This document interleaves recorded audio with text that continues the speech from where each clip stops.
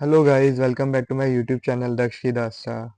I am Daksh Vyas and I'm back with a very important video on AS1 Disclosures of Accounting Policy. This is the most important AS और हर दूसरे attempt में इस AS पे तो question पूछ ही लेते हैं और वो सब and you might be wondering कि यार मैं ऐसे उल्टे सीधे फ्लो में क्यों जा रहा हूँ मतलब पहले मैंने AS9 पढ़ाया फिर AS1 पढ़ाया एंड एवरीथिंग तो गाइज उस सब के पीछे एक लॉजिक है जो आपको बाद में पता चलेगा।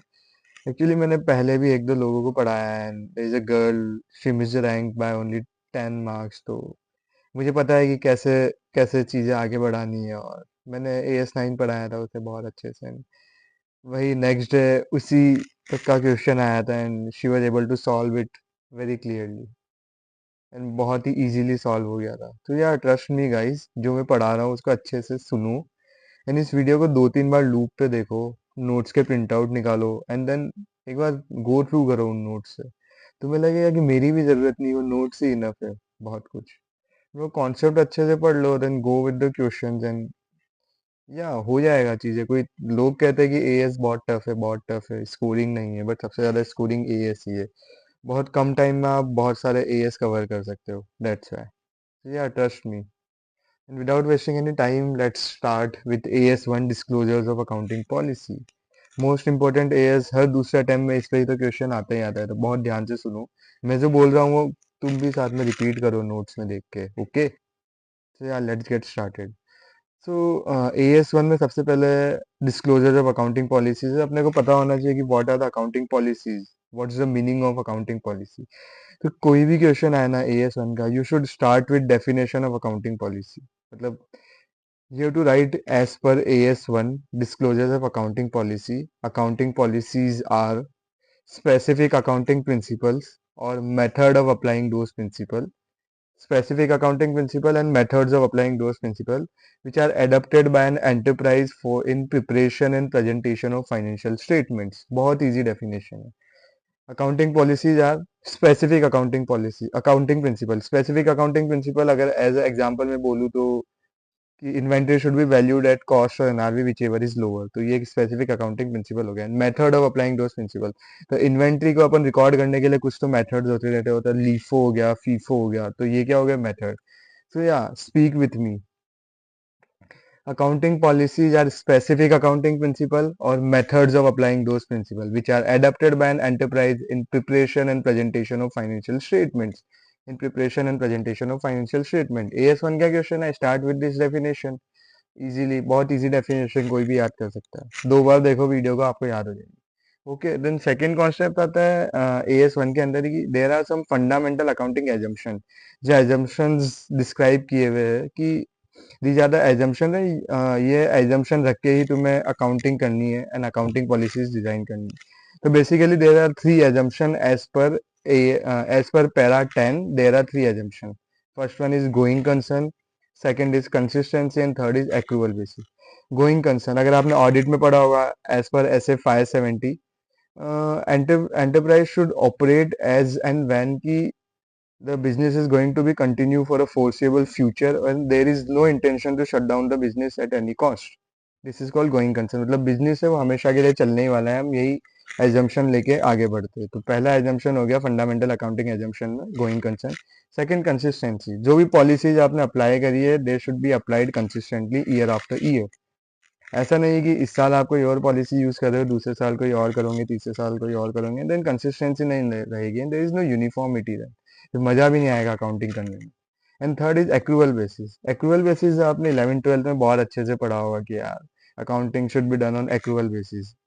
मीन्स कि जो भी revenue and expenses should be recorded as and when they are occur, as and when they occur rather than when the cash is received or not। तो जब भी रेवेन्यू और एक्सपेंसेस इनकर हो रहे हैं या अकर हो रहे हैं उसी टाइम उनको रिकॉर्ड करना है, इंस्टेड कि जब बाद में पैसा आएगा तब रिकॉर्ड करने की। मतलब आज रेवेन्यू अगर आपको मिला है तो आज ही रिकॉर्ड करो, this is what we call accrual basis. तो basically fundamental accounting assumption 3 type के हो गए, going concern, consistency and accrual. इन तीनों की डेफिनेशन आपको आती होगी। तो कोई भी क्वेश्चन आएगा जिसके अंदर जैसे मॉड्यूल का ये क्वेश्चन है जिसके अंदर ऐसा होगा कि अर्थक्वेक हो रहा है या कुछ हो रहा है, तो उसके अंदर क्या अफेक्ट हो रहा है, गोइंग कंसर्न अफेक्ट हो रही है, तो यू शुड राइट देयर कि एस अकाउंटिंग एजम्पशन यहाँ पे ट्रिगर हो रहा है या फिर अकाउंटिंग एजम्पशन वायलेट हो रहा है गोइंग कंसर्न।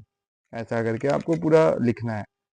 सो या 3 अकाउंटिंग एजम्पशंस हो गए, going concern, consistency and accrual precision. If they are followed then no disclosure is required. अगर फॉलो हो रहा है तो क्या डिस्क्लोजर देना, but if they are not followed then disclose the amount और फैक्ट्स जो भी उस वजह से अफेक्ट हो रहा है। Okay, if fundamental accounting assumptions are not followed, so you should have to disclose everything, and if it is followed then क्या ही दिक्कत है, no disclosure is required। Then third जो आता है, जो आपके माइंड में भी क्वेश्चन आता होगी, अकाउंटिंग पॉलिसीज हमारे माइंड में ऐसा क्या कंसीडर करें अकाउंटिंग पॉलिसीज एडप्ट करते हुए, अकाउंटिंग पॉलिसीज बनाते हुए। तो basically there are two criteria, primary consideration, secondary consideration. Primary consideration is very very simple, आप अपने कॉमन सेंस से सोचोगे, it should give a true and fair view, a statement of affairs as on balance sheet date and P&L statement for the year end. At least primary consideration तो आपको पता ही है कि ये तो होना ही चाहिए कि वो true and fair view they. But what about secondary consideration, जो जब आप कोई भी अकाउंटिंग पॉलिसी सेलेक्ट कर रहे हो, तो उसके अंदर सेकेंडरी कंसीडरेशन में आपको तीन चीजें ध्यान रखनी है, और यही तीन प्रिंसिपल्स आपने 11th 12th में भी पढ़े हुए हैं। फर्स्ट वन इज प्रूडेंस, कि जो नोट डाउन या record all the anticipated losses, मतलब जितने भी लॉसेज आपको फोर्सेबल फ्यूचर में दिख रहेगी उसके अभी नोट डाउन कर लो, you should be prepared for that. Second है सब्सटेंस ओवर फॉर्म, मतलब जो ट्रांजेक्शन है इट शुड बी रिप्रेजेंट कि what the actually transaction is instead of its legal form. अगर मैं इसका एग्जांपल दूं आपको, तो सेल एंड लीज जो कॉन्ट्रैक्ट होते हैं, कि आपने कोई भी प्रॉपर्टी है वो सेल कर दी किसी को, और उसके बाद उसी चीज को आप लीज बैक कर रहे हो, तो एक लूप होल हो गया ना। या तो मेन थिंग क्या हो गई, सब्सटेंस ओवर फॉर्म, मतलब मेन जो मटेरियल थिंग क्या है इसके अंदर, कि आप प्रॉपर्टी सेल कर रहे हो या आप लीज बैक कर रहे हो। तो मेन मटेरियल थिंग क्या है, कि आप प्रॉपर्टी सेल कर रहे हो किस चीज के लिए, लीज बैक करने के लिए। तो ये पूरा लूप होल है, तो that is substance over form, मतलब जो चीज है वही वही फाइनेंशियल स्टेटमेंट में दिखनी चाहिए, इंस्टेड ऑफ कि what is the legal form. Legal form क्या है कि आप उसको लीज बैक कर रहे हो, बट एक्चुअली क्या है, आपने उसको सेल किया है लीज बैक करने के लिए। तो that is what we call substance over form. Module में बहुत अच्छा क्वेश्चन है इसका, you should go with that. And third is materiality. Okay, so consideration in selection of accounting policy, मतलब क्या क्या चीजें आपको माइंड में रखनी चाहिए अकाउंटिंग पॉलिसी को सेलेक्ट करने के लिए। तो उसके अंदर दो चीजें आएगी, primary consideration, secondary consideration. Primary consideration के अंदर ट्रू एंड फेयर व्यू देना चाहिए, statement of affairs and P&L statement का। एंड सेकेंडरी कंसिडरेशन में तीन चीजें आएगी, कौन सी तीन चीजें आएगी, prudence, substance over form and materiality. बहुत इजी है, इजी टू लर्न, आप एक बार देखोगे अच्छे से याद हो जाएगा। ओके, देन एक क्वेश्चन है जो इंस्टीट्यूट बार बार पूछ ही लेता है, वो है चेंजेस इन अकाउंटिंग पॉलिसी की, when the change is allowed, कब कब अकाउंटिंग पॉलिसी में चेंज अलाउड है।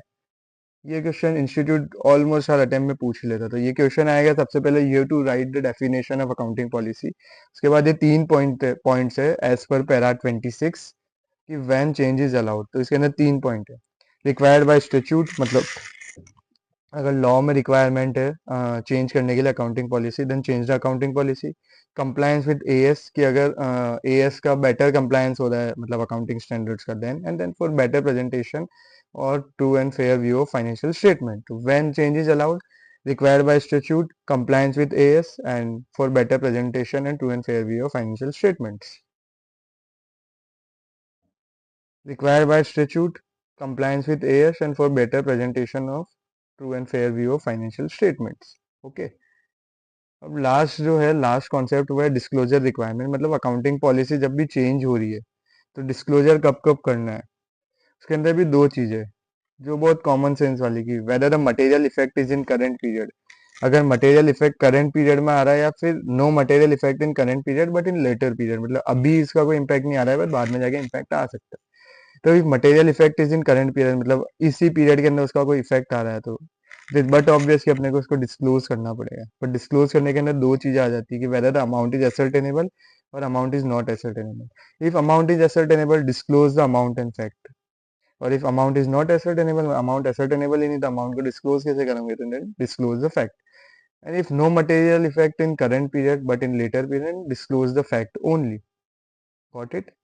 तो कब कब डिस्क्लोजर करना है, material effect in current period और no material effect in current period but in later period. For material effect in current period, if amount is ascertainable then disclose the amount and fact, is amount is not ascertainable then disclose the fact, and if in other case मतलब कोई letter period में कोई effect आ रहा है then disclose the fact only। Easy PG, इतना से ये ऐसे पांच छह कॉन्सेप्ट से ये अच्छे से कर लो, ग्रिप बना लो, जो डेफिनेशन मैंने बताई है उसके ऊपर क्वेश्चन इजीली सॉल्व हो जाएंगे। एएस में क्या रहता है पता है, चलो आपको लिखना आना चाहिए कि कैसे स्कोर करना है। मैंने स्कोर किया है, मुझे पता है। सो या अकाउंटिंग पॉलिसी की डेफिनेशन याद होनी चाहिए। एक बार जाते जाते मेरे साथ अकाउंटिंग पॉलिसी की डेफिनेशन फिर से आप वो कीजिए, दोहराइए या फिर से रिपीट कीजिए। So yeah, as per AS1, accounting policies are specific accounting principles or method of applying those principles which are adopted by an enterprise in preparation and presentation of financial statements. बस इतना सा, ये definition तो सबको याद होनी चाहिए। एक वो चेंजेस वाला जो है कि required by statute compliance with AS2 and fair view, वो बहुत अच्छे से कर लेना। वैसे दो ही चीजें हैं जो जिन पे क्वेश्चन इंस्टीट्यूट पूछ सकता है और एक सब्सटेंस ओवर फॉर्म पे क्वेश्चन आ सकता है। ये तीन चीजें, ये तीन चीजें अच्छे से कर लो, हो जाएगा सब कुछ सॉल्व। कोई बड़ी चीज नहीं। कोई भी क्वेश्चन आया AS1 का, सबसे पहले टिकानी अपने का अकाउंटिंग पॉलिसी की डेफिनेशन। ओके, सो या that's what all from my side about AS1। Video थोड़ा सा बड़ा हो गया है क्योंकि मैंने चीजें दो दो तीन तीन बार रिपीट करी, बट आई होप कि आपको चीजें समझ में आई होगी। और इफ यू वांट कि मैं कोई क्वेश्चन सॉल्व करूँ या कोई इंपॉर्टेंट क्वेश्चन सॉल्व करूँ, do let me know in comment section. I will go ahead with that. Okay, till then do subscribe to my channel, stay tuned, आगे और ऐसी वीडियोस आने वाली है। मुझे बताइए कि कहाँ कहाँ आपको मेरी डिलीवरी में कुछ कमी लग रही है, ऐसा कुछ। सो या मैं धीरे धीरे चीज़ें सही कर रहा हूँ। There is many things going on in my life, but yeah, it is what it is. So yeah, जाते जाते एक अच्छे से कोट से इस महफिल को एंड करते हैं क्योंकि मैं शायर भी हूँ ऐसे तो। जाकिर खान की बहुत ही अच्छी दो लाइंस है। मैं शून्य पे सवार हूँ, मैं शून्य पे सवार हूँ, बेअदब सा मैं खुमार हूँ, अब मुश्किलों से क्या डरूं, मैं खुद कह रहा हूँ, मैं खुद कह रहा हूँ। अब मुश्किलों से क्या डरूं, मैं खुद कह रहा हूँ, मैं खुद कह रहा हूँ। सो यार गाइस, जाइए AS1 को रिवाइज कीजिए और बताइए मुझे कि रिवाइज करके आपको कैसा लग रहा है, ताकि मुझे भी मोटिवेशन मिले और वीडियोस बनाने के लिए। Till then, good bye, thank you so much, do subscribe to my channel. Signing off, Daksh Vyas.